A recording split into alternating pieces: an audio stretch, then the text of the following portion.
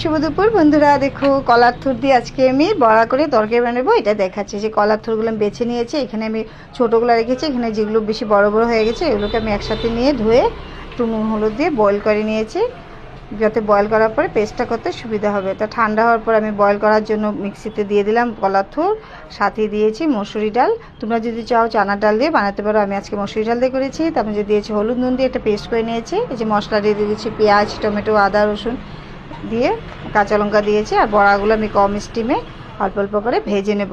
ভেজার পরে দেখুন দেখো বড়াটা আমার ভাজা হয়ে গেছে। তখন দেখো বড়াগুলো হয়ে গেছে, তেজপাতা দিয়ে আমি এখন কড়াইয়ের মধ্যে মশলাগুলো দিয়ে দিয়েছি। মশলাগুলো অল্প কম স্টিম করে হলুদ গুঁড়ো নুন সাথে জিরা গুঁড়া দিয়ে ভালো মতন করে মশলাগুলো ভেজে নিয়েছি।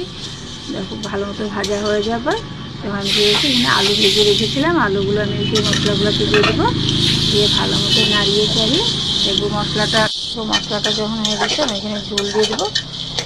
ঝোল দেওয়ার পর কিছু সময় পর রাখার পর ভালো মতো যখন দেখবো বলকানি উঠে গেছে, সাথে গরম মশলা দিয়ে একটু সময় রেখে নামিয়ে নেব।